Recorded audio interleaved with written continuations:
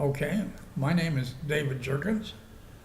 I was a veteran during the Korean War. Actually, I went in just towards the end of the Korean War and went to U.S. Navy Electronics School and then served about 1 year in Massachusetts Harbor Defense Union and then got transferred to Reykjavik, Iceland for a maximum tour of duty of 1 year. It was considered hardship duty. We had a crew of about the most was 18 and about the least was 12. And so we were basically standing watch every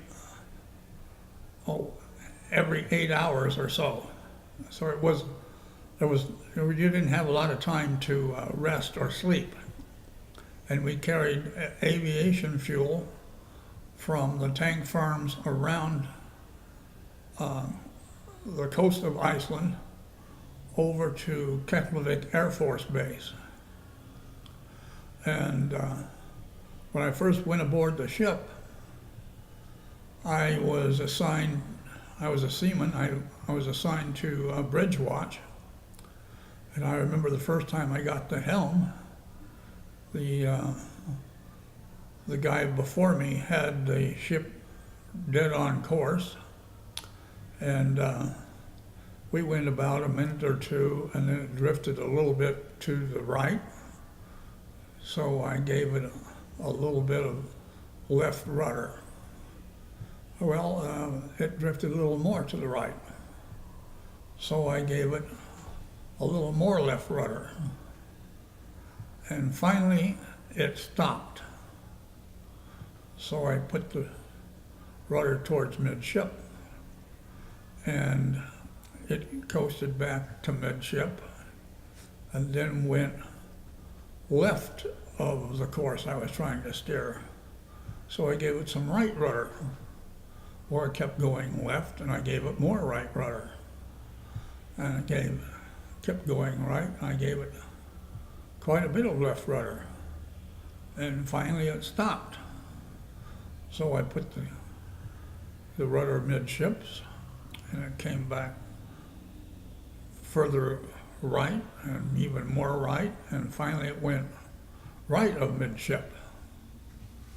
So finally I got it so that I was steering full left rudder and then full right rudder. The captain said if I would have been in World War II, I would have been the best zigzag sailor in the U.S. Navy. It takes a long time for a small amount of rudder to affect how a 180-ton ship moves. And I never did get the feel of that fact. Well, it turns out that we had an engineman who was transferred, a machinist mate that went AWOL. Another machinist mate was transferred, and our electrician was a second-class electrician's mate. Nobody liked him much, and he was the only senior engineman on the ship. And finally one morning he said, "Somebody loan me a razor blade. I'm going to go in and slit my wrist." Well, about 3 guys offered him a razor blade, and he went in and slit his wrist a little bit.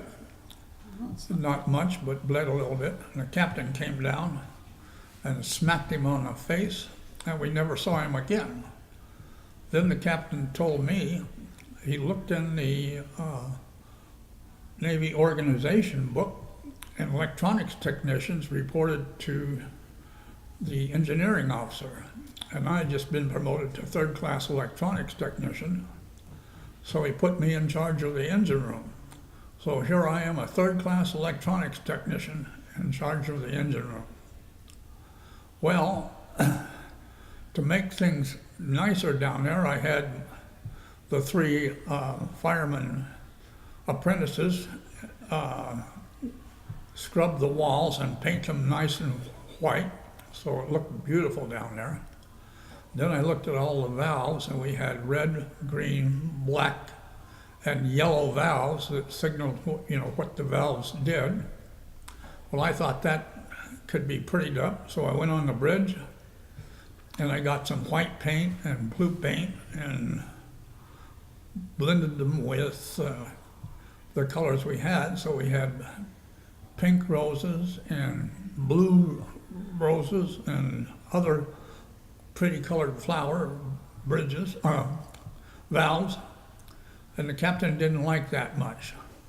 And we also painted a face on the engine, which looked like a whale. It was a big, 15-foot long Fairbanks Morse 5-cylinder engine. So we put eyes and tusks on the face of that engine, and the captain didn't like that at all. But it turns out I had a good time in the Navy. When I got out, I went to the University of Colorado, got a degree in electrical engineering, went to work for Johns Hopkins, and that's the end of my story. Bye-bye. And he's also retired from JPL. Yeah. Finish.